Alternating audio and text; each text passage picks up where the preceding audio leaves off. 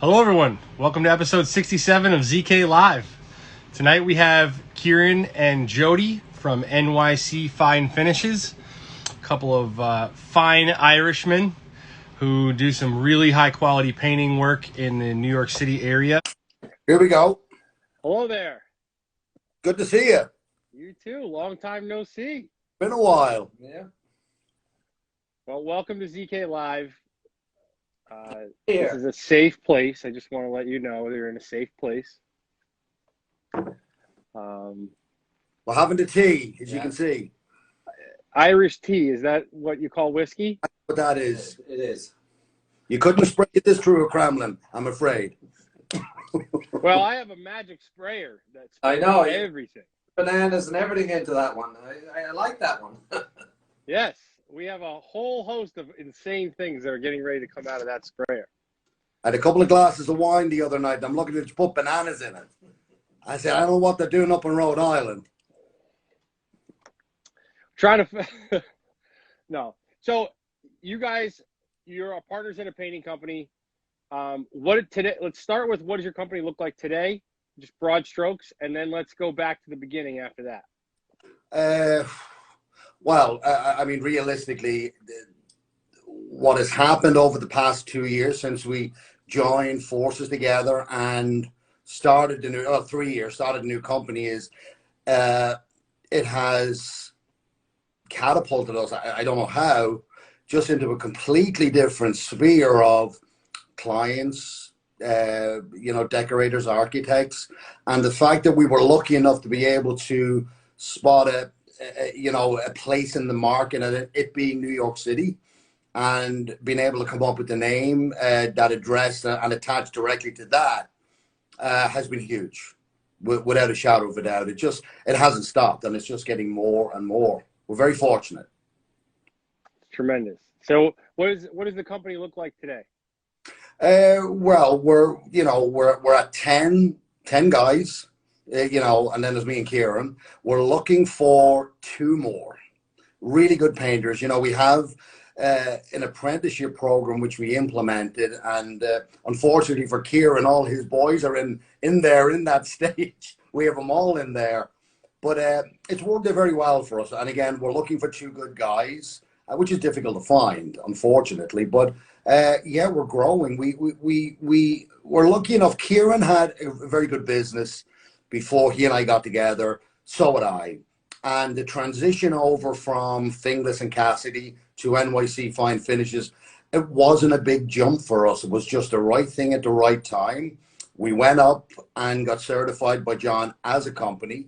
We were able to put that up right away. And, any of our clients and anybody that we dealt with, no one left. They just came over to NYC, and that's just the way it's been ever since. It's tremendous, man. It's a wonderful story. You don't hear it very often. It was when I first heard it and I met you, we were talking about it. I never heard of anyone ever doing that. So where did the idea come from? We just took a chance. I mean, I came to Kieran, I was thinking about it.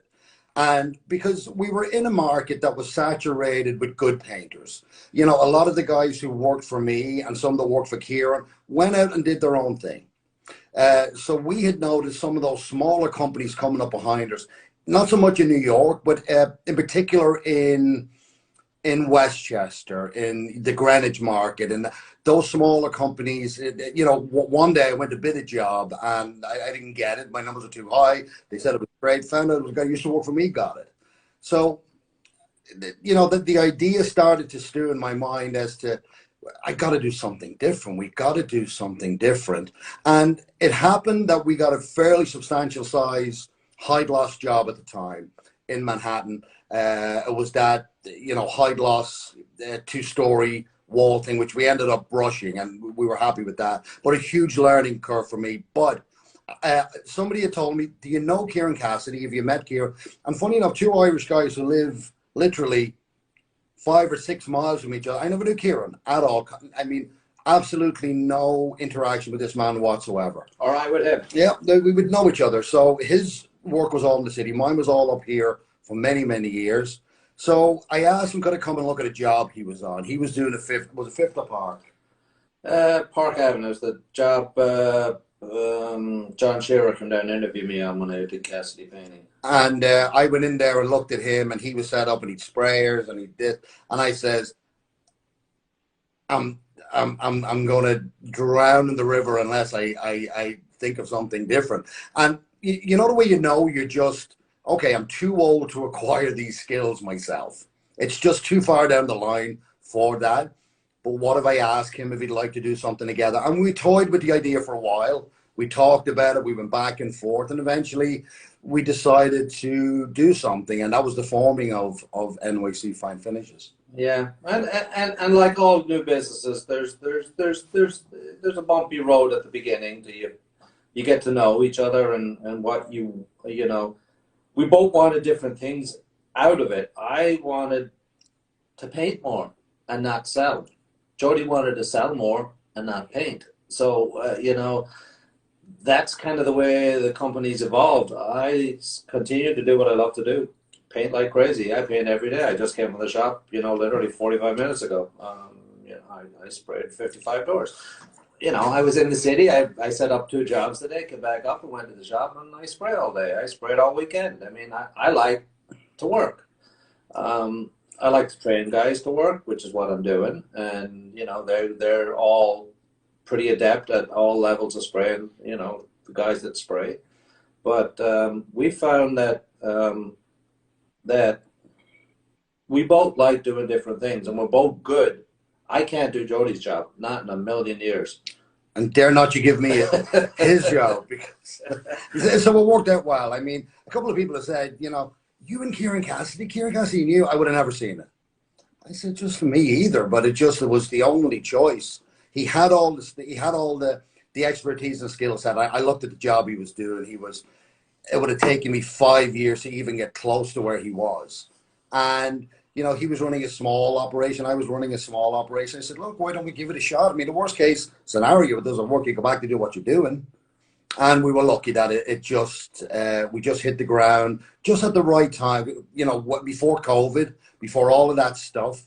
And the transition into NYC was, you know, as you said, you have a couple of different, shall we say, problematic situations, because you're not only getting used to each other, you're bringing guys together from 2 different companies who have been used to different leadership styles for quite some time. And, you know, allowing them to, you know, there was a little bit of tension there between some of the guys, but when they realized that, you know, the reason why you're doing this is to excel not only your own business, but, you know, to make them better. All of the guys that I brought along never sprayed before. Now we've got 2 of them who are doing Kieran's job. We've got 1 other guy coming behind him. And then we've got 3 guys who are moving up the line. You know, we got 2 regular painters, and we got 3 other guys that's in the apprenticeship portion of it. It's just all working very nicely. Yeah, and I couldn't have done it with anybody else other than Kieran, I don't think. But it's amazing. I mean, the odds, like you said, like, you wanted to do what you, like Kieran was saying, I wanted to paint more, and yeah. Jody wanted to sell more, and it's like, yeah, it's yin and yang. Yeah, and you know, there would be a time where, you know, Kieran would call me and go, where are you? What are you doing? I said, I'm doing this, or I'm doing where, and I said, stop asking me what I'm doing. I'm doing what I'm supposed to be doing, and I won't ask you what you're doing, and things just kind of moved like that. You know, I think the thing about it is that, you know, other than ourselves and of course Chris Polidoro, who has NYC Hide Loss, I don't think that a lot of guys come into the city, do a project and leave. Come in and leave, come in and leave. They do it from New Jersey, they do it from Long Island, they come down from Connecticut. Other than Chris and I, you know, or us, there's no one else, I don't know, there's no one else that actually planted a flag in Manhattan, which amazed me when I thought of it, because when I thought of it initially, everybody's coming in, everybody's going out. Who's the companies that are in here that are certified? There was no one.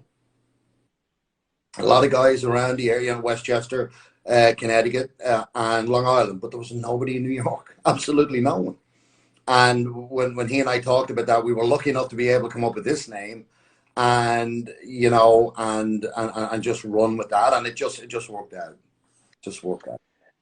There's a New York City find something else though, right? NYC find.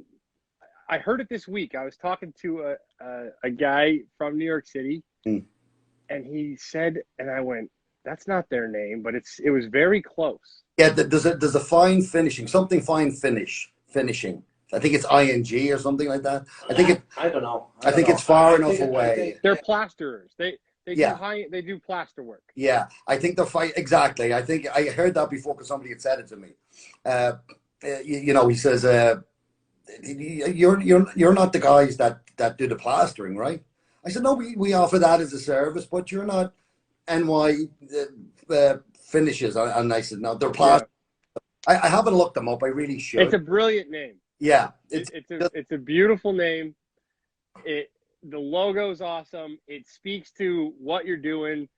You know, to me, I see it as like, you know, how awesome is it that you were able to both go out, do your thing, gain skills, learn from that, and then get to start fresh.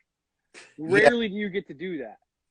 Yeah, I mean, a lot of times you've got to stay in your lane.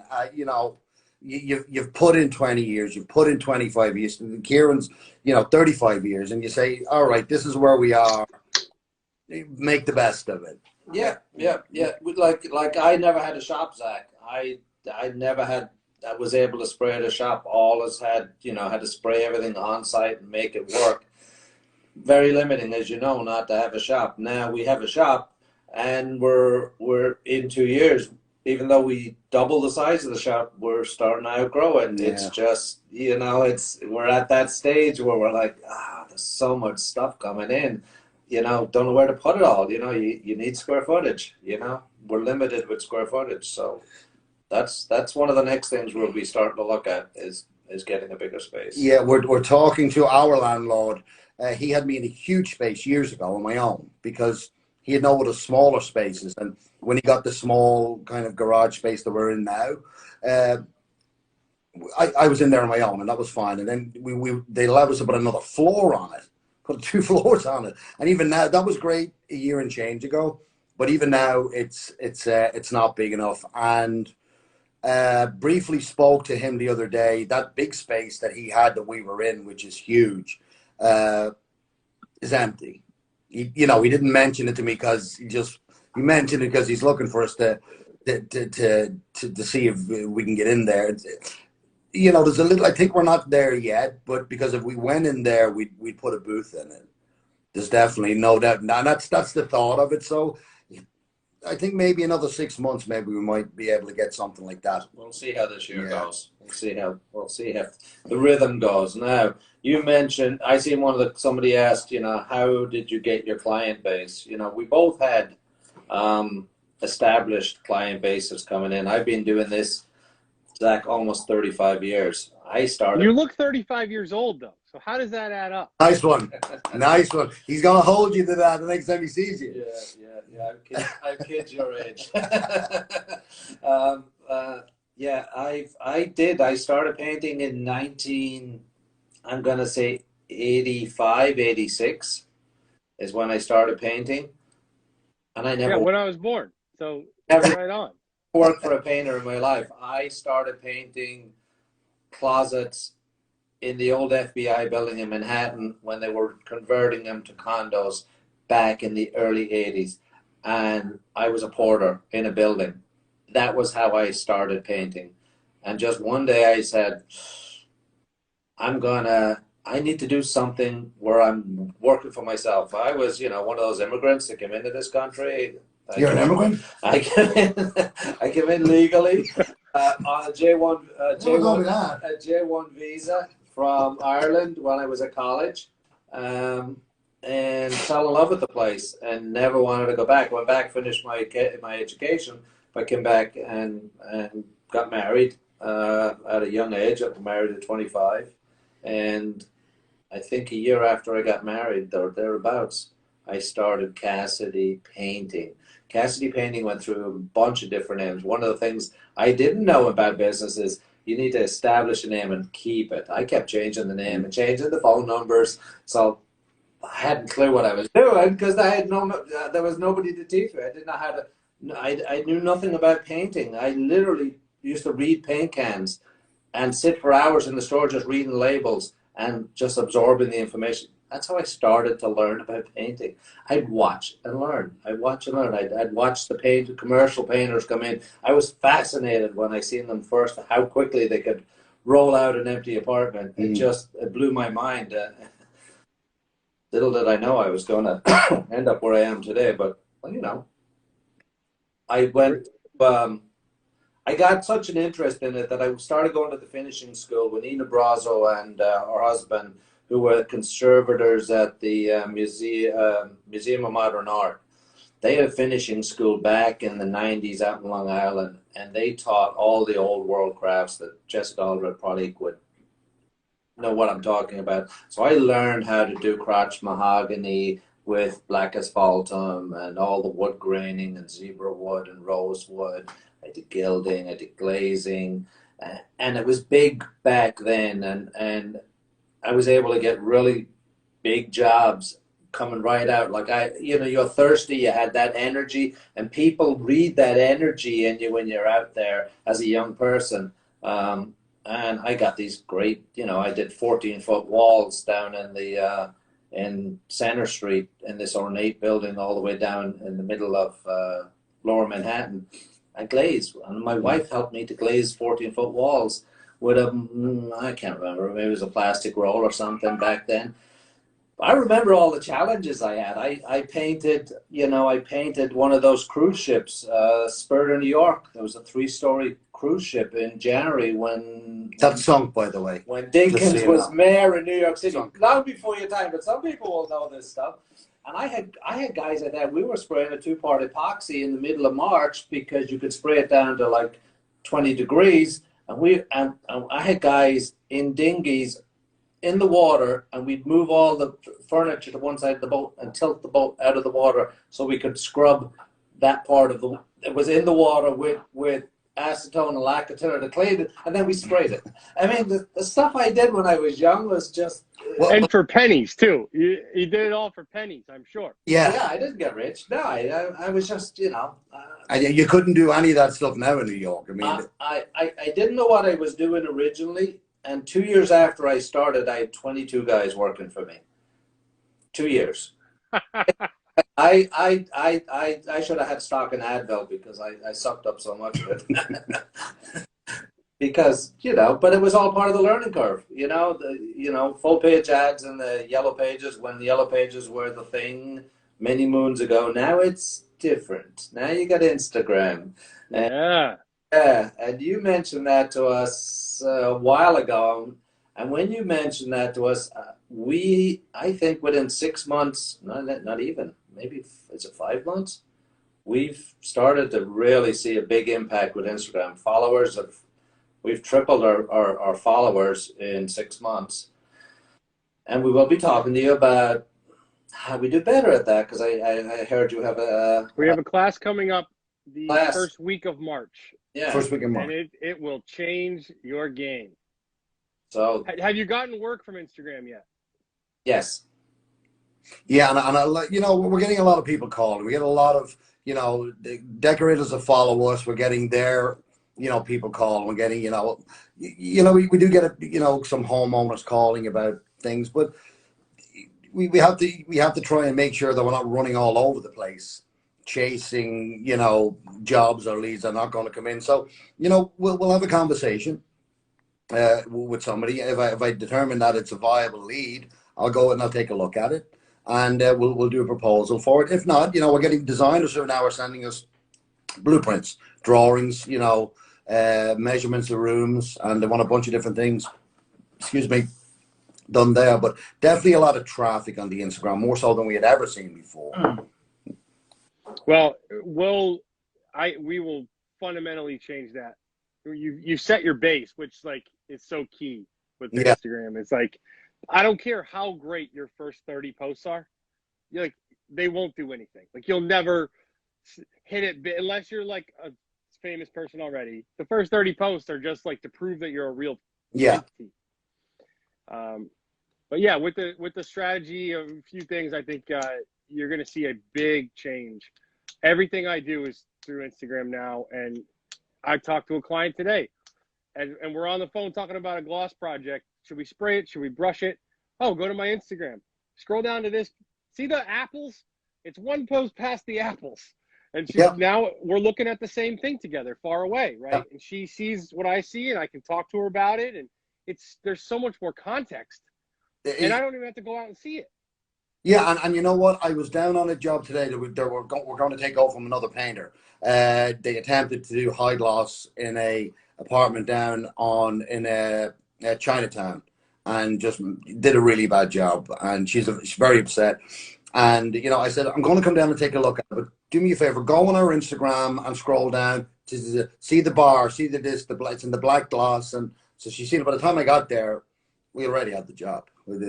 Just like that. It was just kind of talking her off the cliff because, they said it was, I don't know what they put on. They said it was brilliant. I saw a small, pint of brilliant there. Doesn't look like it. Was it Glidden? I don't know. Glidden Professional. It didn't look like it. And, but she was already confident. Once I got there, she already knew that we could do the job. And you just refer them to your Instagram. They take a look. They make their own determination. You're not shoving anything down their throat. You're not making them, hire you, just by your reputation or by your name. Go and take a look. See what it is that we done. See the process. Have a look at a couple of videos. Guys doing kitchens, and you can scroll right through it. And it's huge. Yeah, it really is. I'm very happy. I'm very happy that you're doing so well. And we follow what it is that you do. I mean, we watch you, on the reels and all the stuff, and adding the music on and stuff like that. And you just kind of we start putting it together in our heads. Oh, I think this would be a good post with that. I think this would be good with that. And I know it's amazing what you've done, Zach. There's absolutely no doubt. I mean, you're leading the charge for Instagram and for the rest of us to follow. Yeah, and I did the same thing, right? I looked at other people and I was like, I'm gonna copy. Like, no one invents, you're not reinventing the wheel. I love to hear that. You mentioned something a second ago that I would love to talk more about. Taking over for other painters and fixing painting. That's something you guys do a fair amount of, right? If I told you we've had 4 calls in the last 10 days. I'm going to see one in Long Island tomorrow. I'm going to Staten Island tomorrow as well. Today in Manhattan, and I can't remember the other port thing. Just, all non-certified guys, all high gloss, all, brushed, attempted to brush, and, just seeing it and just seeing how bad it is. And look, nobody likes to be the guy going there, because the client feels bad because they've already invested a certain amount of money in having this guy do it, who swore up and down that he could do it. We've done it before. And, I said to one or two of those people that I spoke to, I said, look, what's most important in these scenarios, if you're going to do anything that pertains to Fine Paints of Europe, they've got a fantastic certified painters program. All you got to do is log on to their website and everybody's there. Everybody's there, and you can pick and you can choose and you can call and all of that stuff, and you'll get the right person in the right area for yourself. But it's for some reason it's become, I don't know whether it's guys are taking on to do FPE, oil, satin, mostly high gloss jobs because there's no other work out there. I don't know what it is, but I'm saying to Kira, four people in 2 weeks. Well, it's like what we talk about with clients. Like, hey, when you say you want this to be gloss, like, what does that mean? I was at a job we're starting next week, and we're doing metal stuff on cabinets. Yeah. And I happened to hear the client talking with the designer about doing a gloss, like maroon, in this bathroom. It's like little powder room. And I look over and like, there's like these really like random samples put on the wall. And I'm like, you're talking about doing gloss on that wall? Like, what type of gloss are we talking about?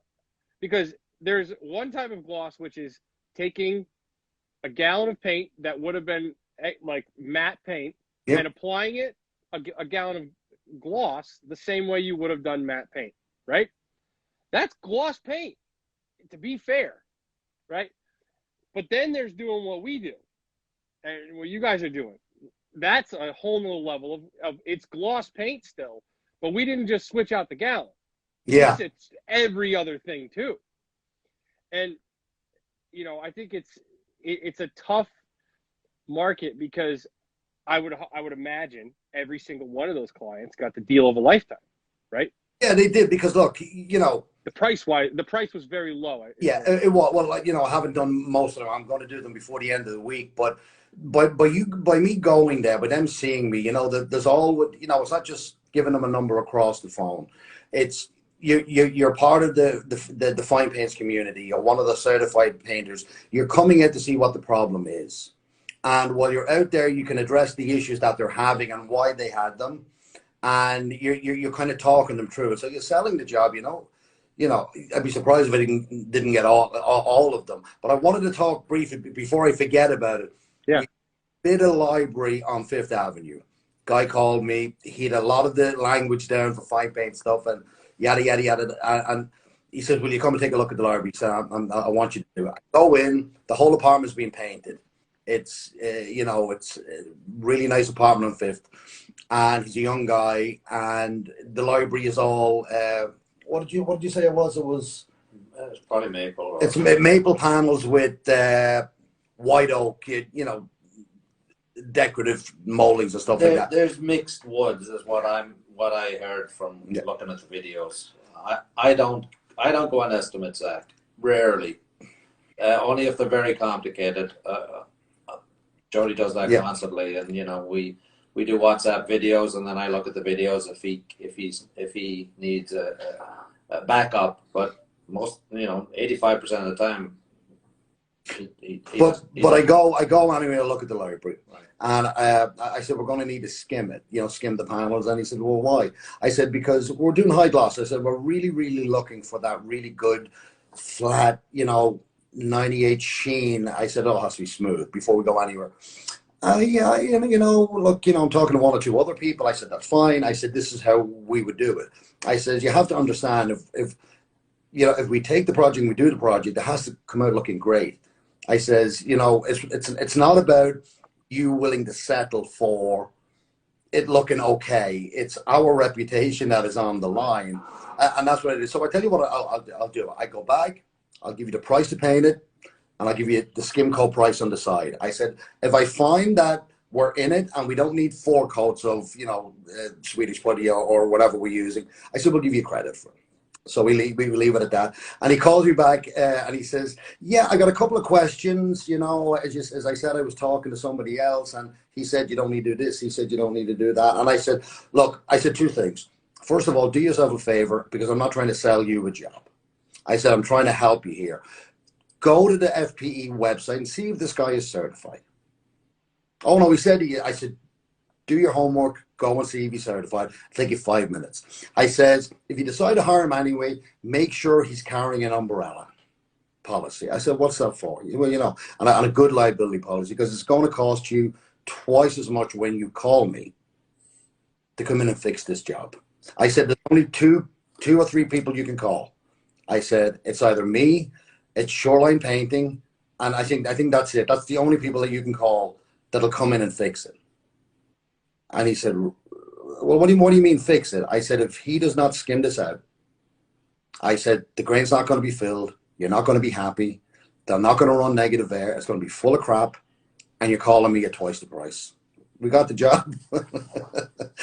We got it. Yeah, I mean, I wasn't trying to harass him, but I just wanted to let him know, look, this is not as easy as some guys make it seem. But it seems that a lot of guys from before, what we're noticing now in New York over the past year or two, and I know it's down to COVID because there's not much else out there, they'll take a chance with it. They'll take a chance, which just means there's more work for us at the end. Well, if you think about it, like, because our profession is so unprofessional as a whole, right? I mean, the barrier to entry is Kieran didn't have any experience. He started painting things and someone paid him, right? that's the barrier. That's how I started. Like anybody can start a company. Yeah. And I don't know. It's like I don't know a lot of guys. I've had one person who referred us a job. I don't know a lot of guys who will go, I don't know how to do that. You should call somebody else. Yeah. Right? Nobody's going to do it. I don't know a lot of painters that are going to be like, oh, you know what? This is beyond my skill set. Could you call somebody else? That doesn't happen. No. And so it's on the client to do the homework. Yeah. Right?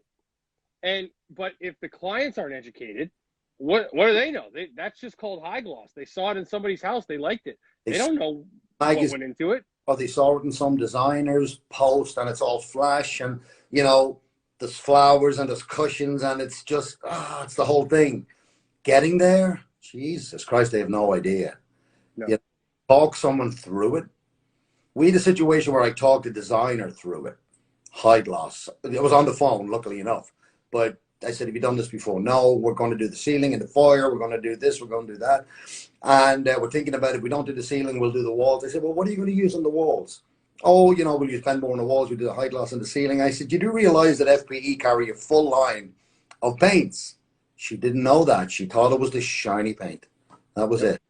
That was it. I haven't heard back from her yet. I gave her an estimate. You know, I can't imagine. You know, maybe she'll go back to me. Maybe she won't be. She had no idea. She had no idea. She thought it was just, I thought they'd done the shiny stuff and that's it. I said, no. It's way too often we get that. Yeah. You know, I want that to be gloss. Well, do you have any concept of what it means and what it costs? And when they don't, you know, it's rare that we win. I don't bid those jobs. I try to talk everybody out of ever going to see a job. But so it's interesting. I think maybe because you're in a different market, but in my experience, when a paint job goes bad and someone calls me to fix it, because we get called to fix a lot of jobs. Yeah. We don't end up fixing a ton. In my experience, the type of person who hires a painter on the cheap, who messes it up, is rarely the type of person who now turns around and pays top dollar for great. Now, in New York City, that could be different. But my experience is if you tell me the last guy messed up, I'm already like, well, you're not going to pay me to fix it. 3 out of the 4 people that we're talking about now hired a contractor that they trusted. Contractor brought the painter on. So the trust factor was there and was already established with that. You know, and she assumed, you know, everything else is good. They're building the kitchen, they're doing everything. You know, I trust this guy. And that's where it went sideways. And two out of those 3 contractors got fired. So there's nobody on the job now at all. And I don't know what they're going to do for a contractor, but, you know, we're going to take a look at finishing the job. So, I think that's a big difference right there. just, yeah, exactly. If the client hires the painter directly, and they probably assumingly they got 3 prices, and they went with the lowest price, that person is never going to be my client. No. And we do get that sometimes too. And I know by the conversation that we have on the phone, generally, if we get a message on Instagram, we got one the other night from Boston, actually. This lady says, I wish you'd come to Boston. She said, I wish you'd come to Boston. I'd love you to paint our ceiling. And I says, I just left Boston because my girlfriend's in Stoneham. I said, I just left Boston this morning. I'm in Boston all the time. And she said, will you come and look at my ceiling? And the next time you're up. And I says, I think it's a little far for me. She said, well, I'd really like you to do it. But if it's too far for you, can you recommend someone with your seal of approval? I said, of course. I said, I'll do that. And I'll go look at it because I'll be up there next week. We're not going up there. So, guess who I'm going to be calling? Yeah. Did you ever hear from the cabinet lady? Queens. I referred Yeah, I went out there. Very nice guy. Very nice guy. Indian guy from England. Bought an English kitchen. And if I tell you the trouble this guy went to get this English kitchen here, He bought a kitchen made by a company in London because he wanted a reminder of a little bit of home. They have a really nice apartment in Queens. I go out there, and it looked nice. It was hand brushed apparently, and shipped hand brushed. Wasn't great, wasn't terrible. It would have, I don't know what he paid, but it looked okay. Unfortunately, he's a little bit picky. So he had his husband. This is where he gets crazy. He had his husband sand out the panels. Husband done a bunch of research, bought a Festool. No way. The 5-inch sander, brought the vacuum cleaner, bought everything, and stuck 120 paper on it and burned right through the finish on the panels. So they called the husband in and pointing out all this stuff. I said, look, we can fix it. I said, we can fix it. I don't think, do you need to paint the whole kitchen? I said, do you have the original paint? I didn't recognize the product, so I opened it up. I said, it's a water-based something or other from England. And I said to him, get me the spec sheet on it. Let me take a look at it. I said, we'll get 2 guys out. I said, well, today's work, but a small thing, but just cabinets. I said, I follow Zach and I watch all this stuff. And, I wanted somebody that was, I knew he wouldn't come down, but he recommended somebody close. But, for us, that's great because it puts us into the other boroughs. I used to live in Queens. There's a very, very high-end residential market in Queens. It borders Long Island and it's right on the Sound. And, just before you hit the Trogs Neck Bridge, there's a lot of money in Queens. There's a lot of money in Long Island. There's a lot of money in the Bronx. Everybody thinks Queens and the Bronx, Staten Island, there's a lot, they call them the lost boroughs, boroughs, but they're not. There's a lot of work out there. It's a little bit of a haul in and out of there, but there's a lot of work out there. And I was very happy to go out and do it. It wasn't a problem at all because you never know where it will end. Yeah, because now you have a client, right? Yeah. It's up to you to mess it up. Once you get a good client like that, it's recurring revenue. Yeah, and he'll recommend you to his friends, and you'll always get something coming out of it. And it's continuously building the brand is what we're trying to do. It's funny that when I told the girl that does our she does a bunch of stuff for us. She's what she does is she's following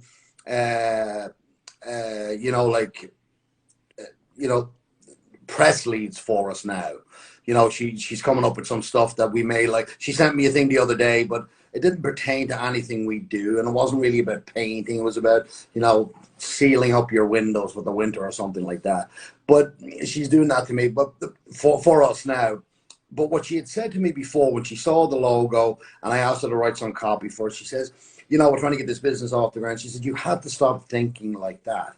This is not a business, it's a brand.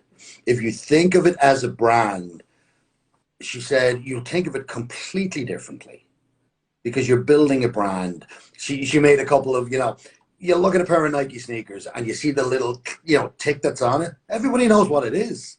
You don't have to, research. You don't have to be any writing on it.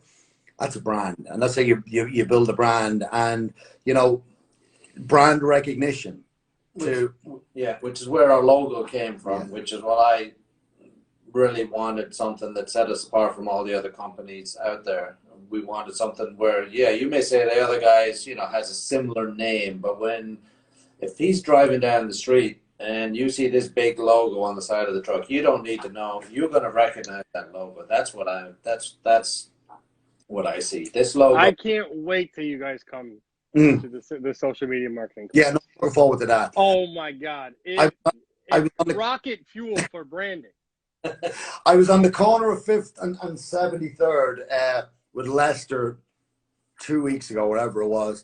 And a guy is yelling, we're double parked on 5th Avenue, beeping, we're trying to unload stuff, get it out so I can get out of there.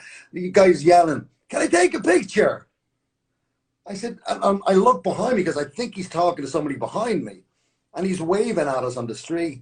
I said, I can't exactly say what I said, but, I said, you want to take a picture? Yeah, I follow you on Instagram. He said it. I have it happen all the time. He took a picture of the truck, and we were unloading. It's funny. It's a beautiful thing. Yeah. And it's it's like the snowball. It starts small, Yep. and as it picks up steam, it just gets bigger, faster. That's the power of it, right? It's the network effect is slow, slow, slow, and then exponential growth. Yeah, you just got to just keep plugging away at it. I mean, the importance of some of the information that you give out, Zach. I mean, I remember the last time, and I think it was the last time you talked about it at length, was at the certification program we were up at. And, having, we were doing Facebook and a little bit of Instagram. I think we were doing Twitter, or we were considering Twitter or something else, like that. I remember that conversation. You remember that? Late one night at the Oh, yeah. Like, Instagram guys, Instagram guys. And it's ringing in my ears, 2 years later. I was like, why didn't I listen a little earlier? Because I did switch. Because I switched probably 6 months ago and said the hell with Facebook, and I just went on Instagram, and I see the difference. Isn't it so much better? Yeah. Oh. Let me ask you a question. Are you still doing anything on Facebook, or are you? My posts get posted to Facebook. Yeah, the same as ours. Yeah. That's it. Yeah. Like, Yeah. That's. man, it puts me to sleep thinking about it. It's way harder to use. Think about how easy it is to send somebody a post on Instagram. Yeah. Right away, bang, bang, done. I don't know. I've never done it on Facebook. I don't even know how you do it. Right. And think about going to Facebook to see someone's list of their posts. There's no grid. There's no easy way to. There's no highlights. There's no easy way to see what's been going on and what. Oh man, it's such a different animal. So what do people want to hear tonight, Zach? You got us on. What you've done this a lot with a lot of different people. What do they want to know about our company? So I think we need to talk about we have to talk about painting, the details, the behind the scenes. So we talked about partnership. That was the top of my list. I think everyone just to hear what went into a successful partnership is key, right? You don't have overlapping strong suits, right? You have what's the word? You have complementary strong suits. Yeah. We're black and white. There's no gray.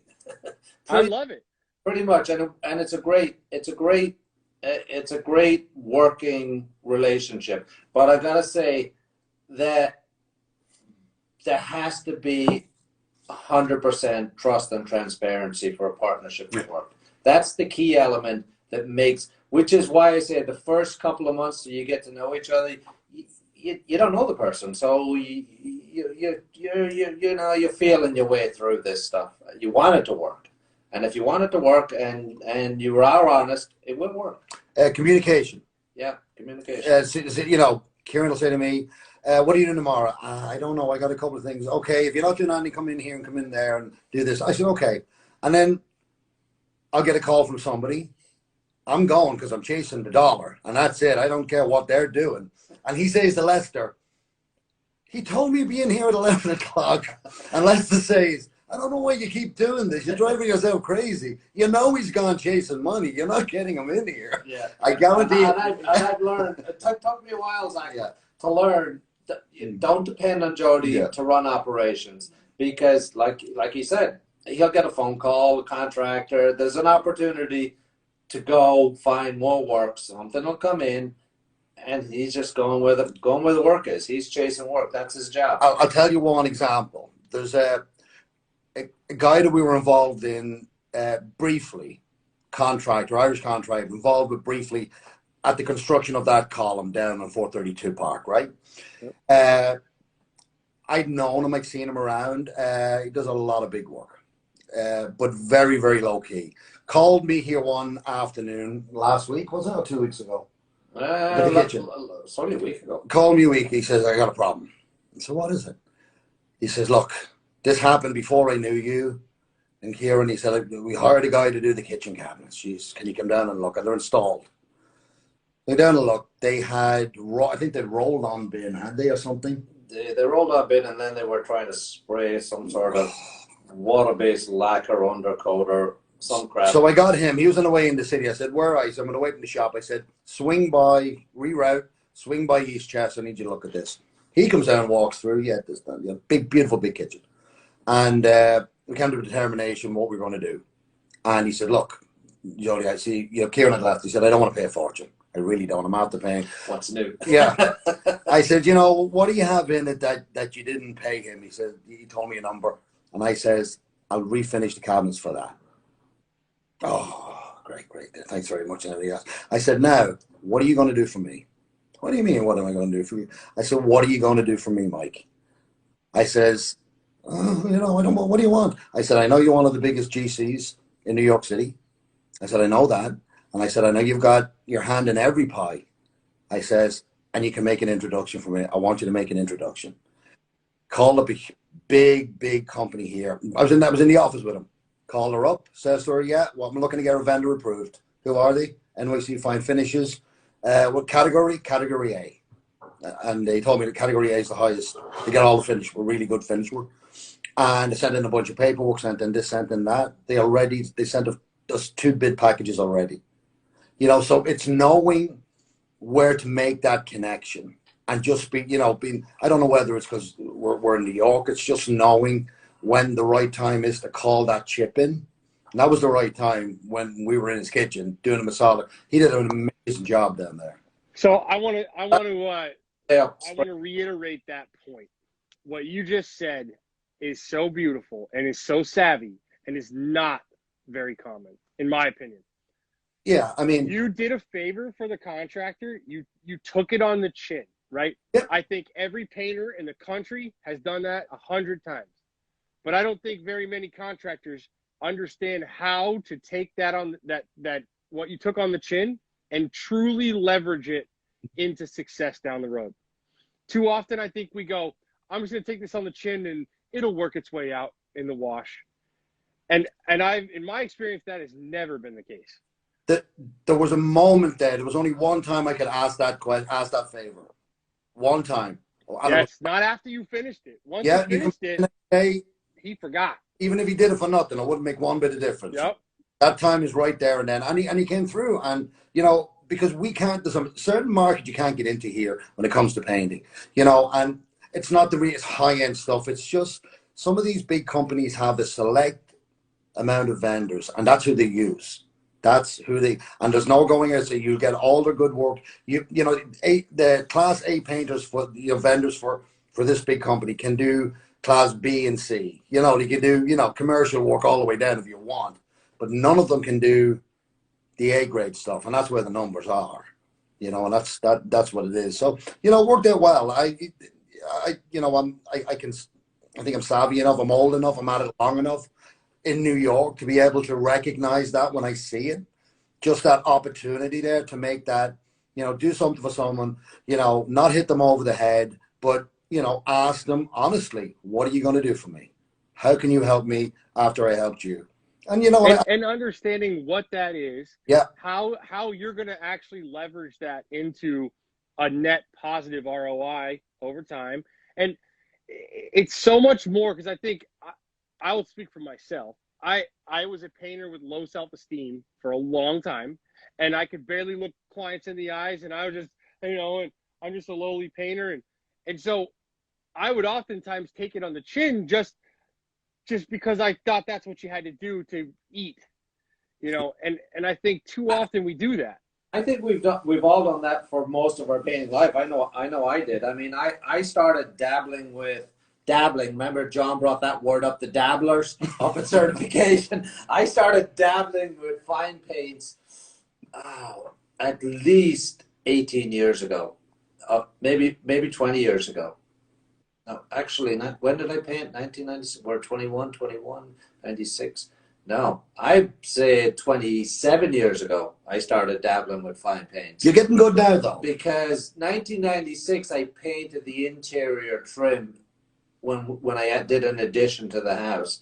I did it all in Brilliant, and I brushed it because I didn't know how to spray, because I had a little Titan turbine cap spray that, you couldn't spray anything out of. But I tried as best as I could, but I brushed it all.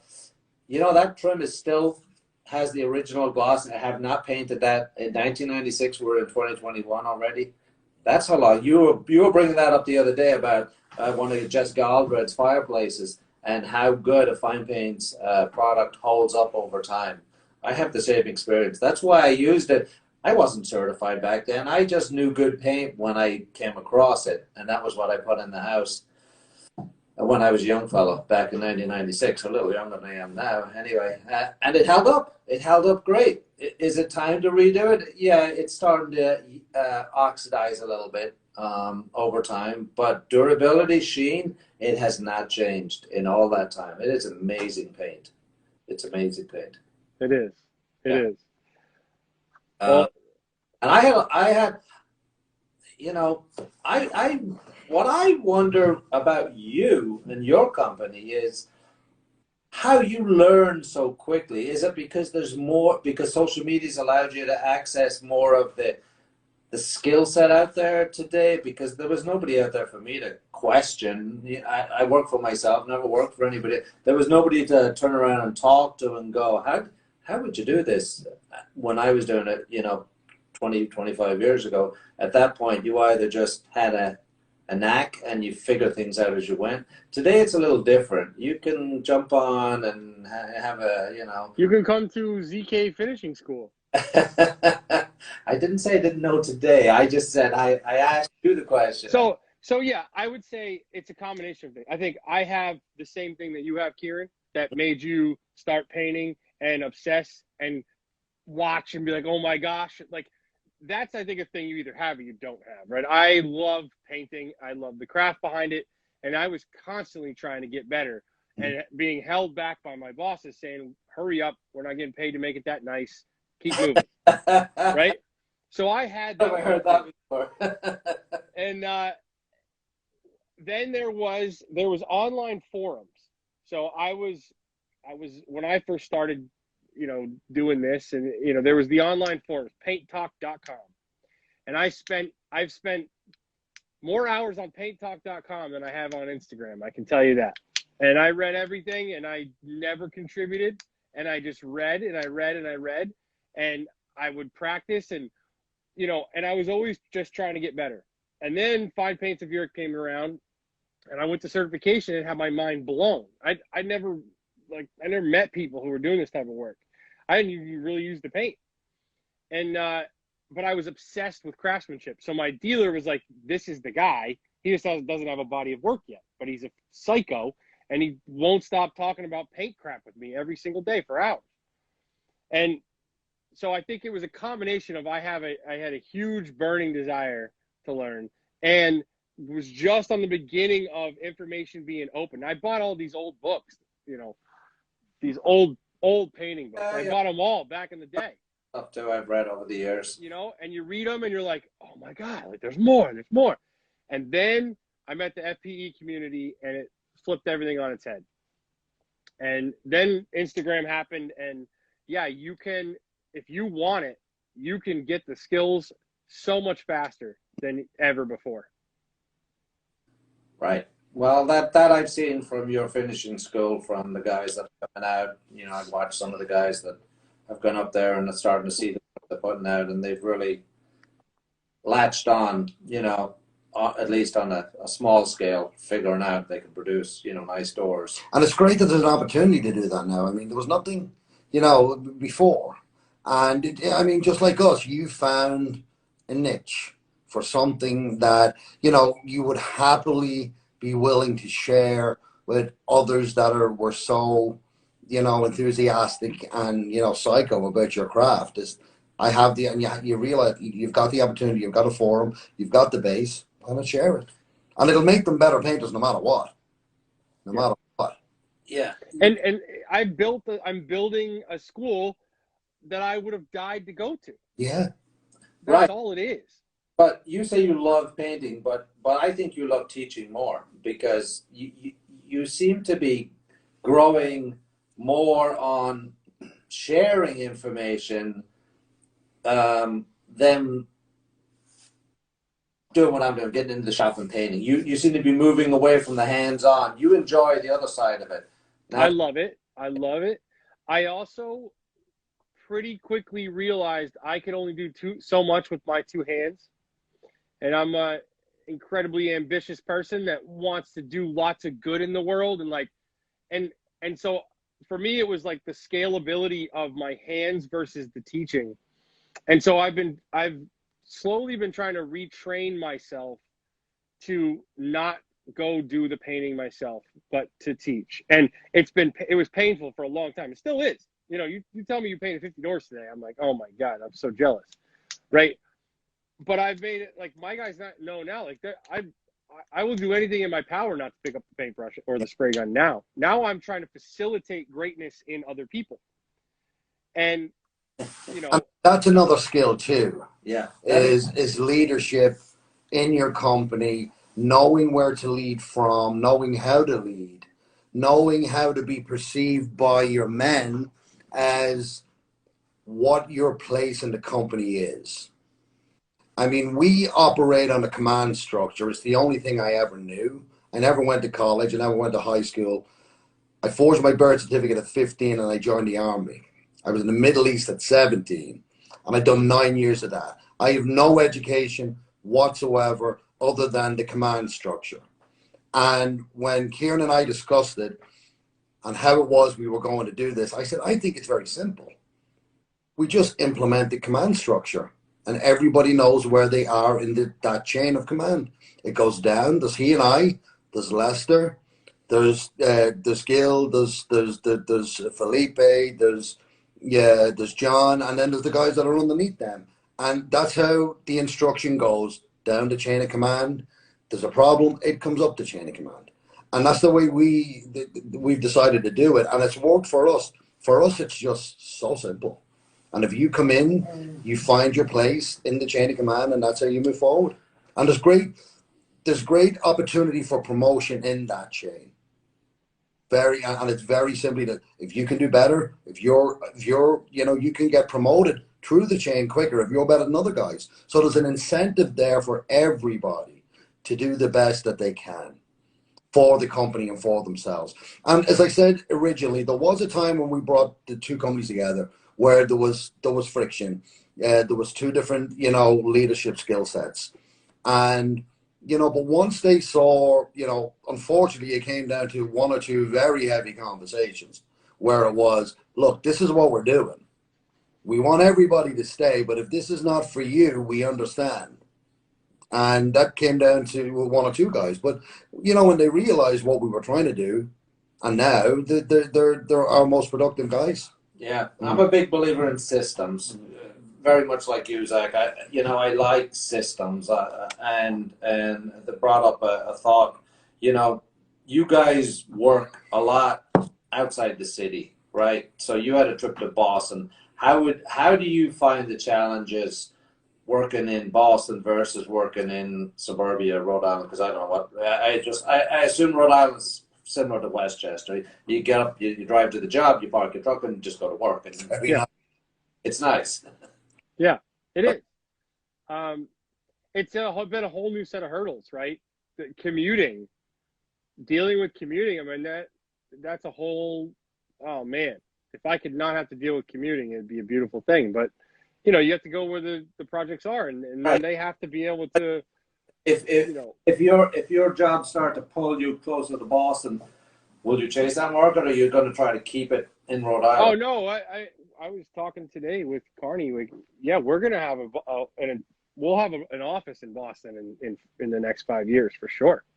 The potential to build my company is all in Boston.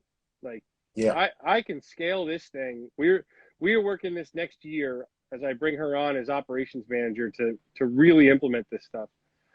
I'm looking to get a tight system and scale it, because you look at what Shoreline's doing, like, and if you look at through a business model, like competitive advantage, right, is everything in business. Why me versus somebody else? And I don't want to be a commodity.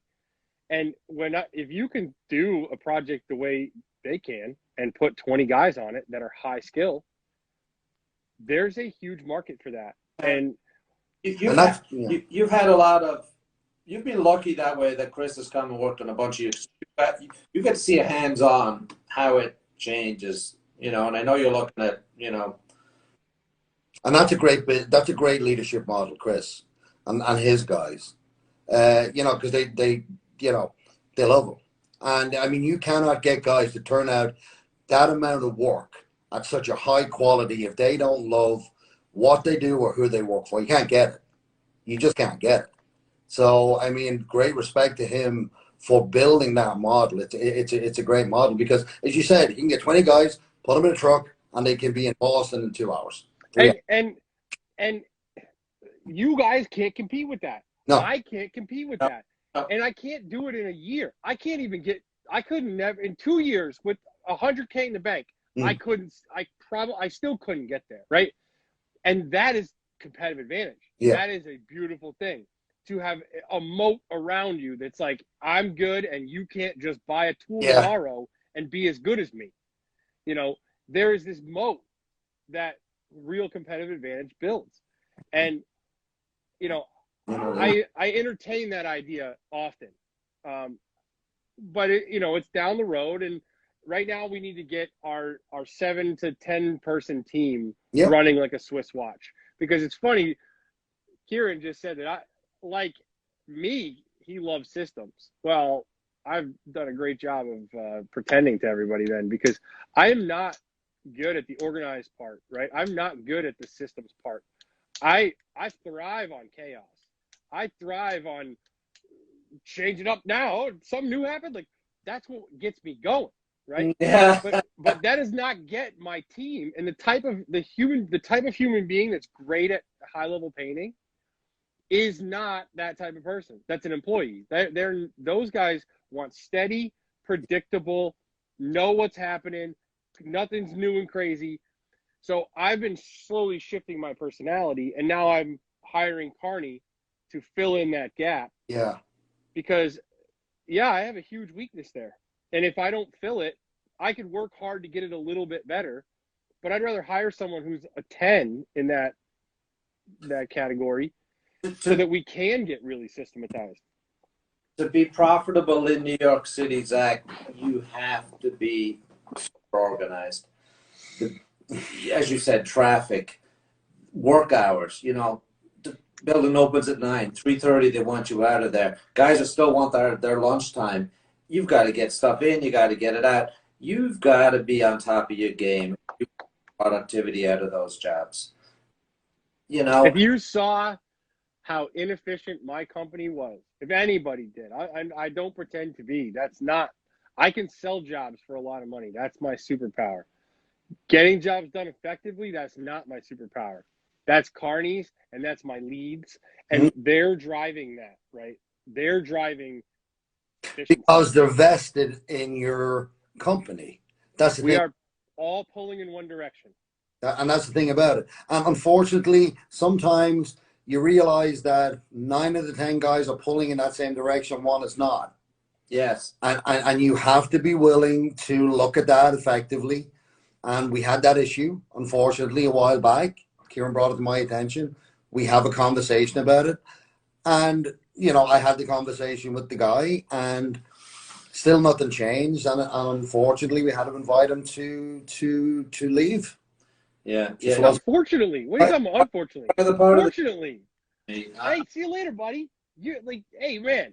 I love you, but you're not cutting it. Yeah. Jody has a lot of patience with people. I don't have a lot of patience. I want things done, and if I don't see them getting done, it's you've got, because it's for the good of the company, and that's it.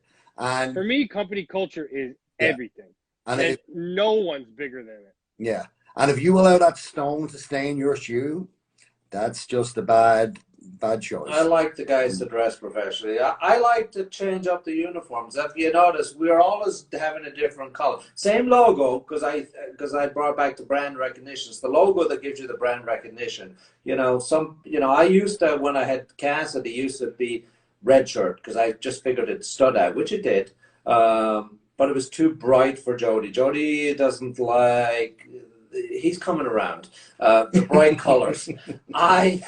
I switch up twice, if not 3 times a year. I'll have a whole different set of shirts, and I go through different color cycles. And I just decide, all right, every 4 months, I want to give everybody a whole new set of uniforms. Oh my God, you guys are gonna crush when you come to sales and marketing. Yeah, you know, October. I'm sorry, but I hate that idea. Huh? I hate that idea.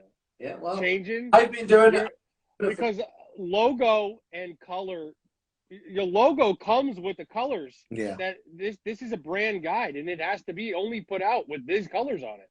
And if you change my cut, like a brand guide will specifically say, these are the colors. It's funny. I don't disagree, and he really had to. You know, I was saying white shirts, black and gold, white shirts, black and gold, and he got these, you know, light green shirts for the guys for the summer, and they were like, I don't know, pistachio. And I said, I never want to see them.